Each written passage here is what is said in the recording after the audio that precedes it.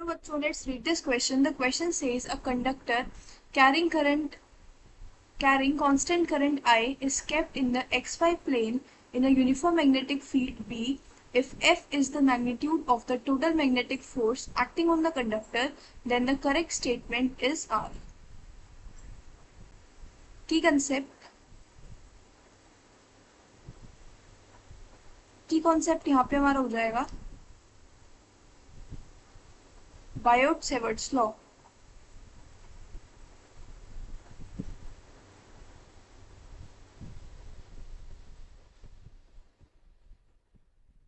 According to Biot Savart's law, जो force होता है किसी भी करंट एलिमेंट पे due to a magnetic field, वो कितना होता है I into D L cross B. तो ये फोर्स होता है on any current carrying element due to magnetic field B. यहाँ पे डी एल है हमारा करंट एलिमेंट,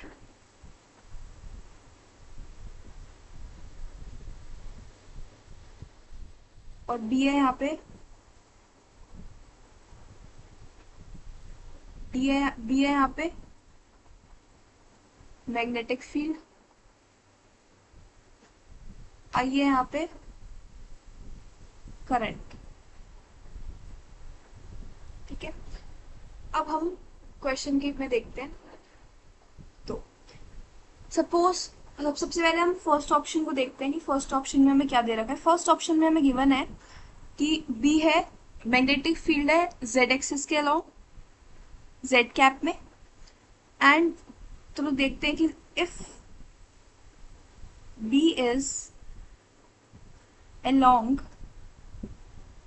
z कैप, जो हमारा फोर्स होगा वो कितना होगा वो निकालते हैं।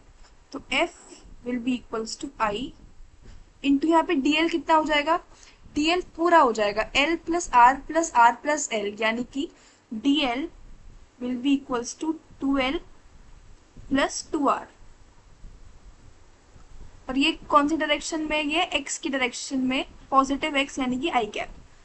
ठीक है, तो यहाँ पे ये हो जाएगा 2l प्लस 2r इंटू आई कैप क्रॉस मैग्नेटिक फील्ड किस डायरेक्शन में हमें ऑप्शन में गिवन है जेड कैप की डायरेक्शन में, तो इसको जेड कैप की डायरेक्शन में मानते हैं। तो यहाँ से हमारा फोर्स कितना आ जाएगा, फोर्स हमारा जो आएगा यहाँ पे वो डायरेक्टली प्रोपोर्शनल आ रहा है, it will be directly proportional to l plus r. तो यानी कि हमारा फर्स्ट ऑप्शन करेक्ट है। ठीक है, now so this is correct, so it is correct. अब हम सेकंड ऑप्शन देखते हैं अपना। तो हमें सेकंड ऑप्शन में दे रखा है कि जो हमारी मैग्नेटिक फील्ड है वो है एक्स कैप के along if b is along x cap.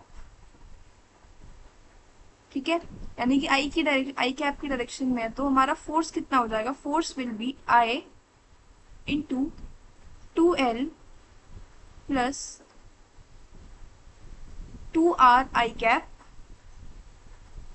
Cross b I cap.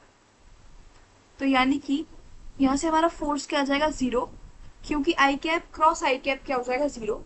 तो this is also correct, b option भी हमारा करेक्ट है, क्योंकि हमें इसमें दे रखा है कि मैग्नेटिक फील्ड जब एक्स डायरेक्शन एक्स कैप के अलोंग है तो हमारा फोर्स कितना आएगा, zero. Now let's move on to the third option. तो थर्ड ऑप्शन में हमें क्या दे रखा है, b along y if magnetic field is along